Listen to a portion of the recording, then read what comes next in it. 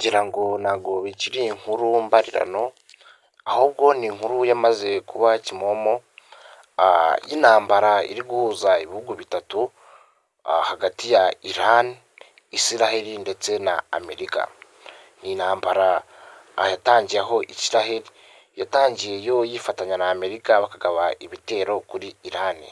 Ngira ngo mu biganiro byashize cyangwa mwagiye mubona, mwabonye ko bimwe mu bitero Israel yakoze yifatanyije na Amerika byagize ingaruka zikomeye kuri Iran, aho bamwe mu bayobozi bakomeye cyane ba Iran bitabye Imana baguye muri bino bitera Israel ndetse na Amerika zagabye muri Iran.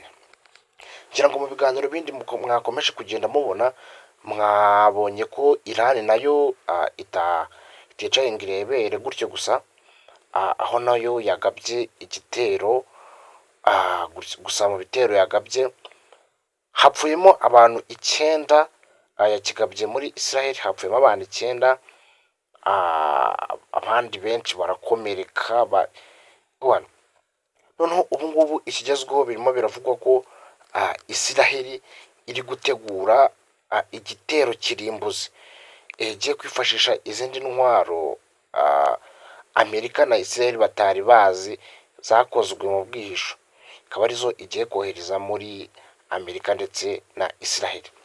Gusa mbere yuko dukomeza nkubwira iby'ibi bisasu cyangwa iby'iki gitero Iran igiye gukora, ibuka gukanda subscribe, ufungure inzogera kugira ngo uzajye ubasha kubana natwe mu bindi biganiro. Rero dukomeza n'iby'iki gitero Iran igiye gukora, ngira ngo mbaciriyemo muri make mu byari byabanje. Ngira ngo mwarabibonye ko Israel na Leta Zunze Ubumwe za Amerika zifatanyije zikagaba igitero kuri na leta Iran. Nyuma yo kugaba ibitero, ngira ngo mwagiye mubibona ko abayobozi bamwe na bamwe bo mu gihugu cya Iran bitabye Imana.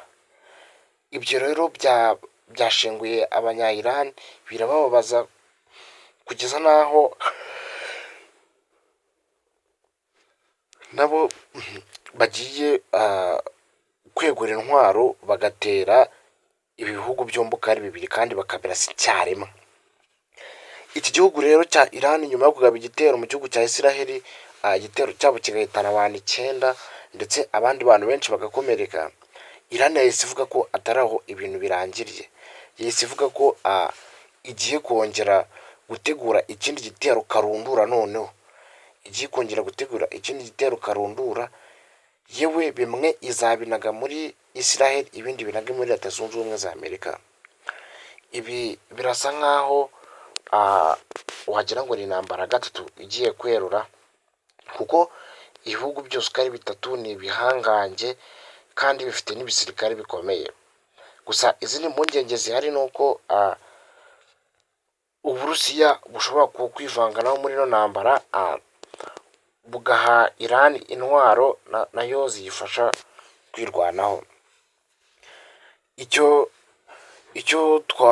twakomeje kugenda tubona ni uko ibihugu byose n'ibihanga mu bijyanye na gisirikare, dukurikije ibikoresho by'intambara ibihugu bifite n'uburyo biri kugenda bibikoresha, twagizemo ubwoba kuko hari ibisasu bimwe na bimwe bitabonwa na radari ngo bibashe guhagarikwa. Ibi ngibi bigira ingaruka ku baturage batoya, kuko bajya kumva igisasu kibituyeho batazi uko byagenze kubw'impamvu zimwe cyangwa izindi.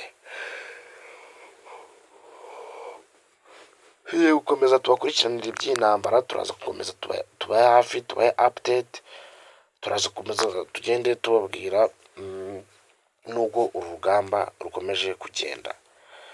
Reka dusubire muri video zitaha, turebera hamwe uko uru rugamba rwa Iran, Israel ndetse na Leta Zunze Ubumwe za Amerika rukomeje kugenda. Gusa nkwibutsa dukandira subscribe, kudukurikirana, kugira ngo igihe icyo ari cyo cyose andi makuru azajya babagezeho muzajye muyabona 5 kuri 5. Njyewe rero wabagezagaho iki kiganiro ndi mwenyewe Pele Official. Uyu muyoboro icyacagaho ni amashyi yose. Nshimiye wakoze subscribe, nawe utarayikora nizere ko udacikanywa n'iyi video utayikoze. cawu cawu dusubire muri video z'ubutaha.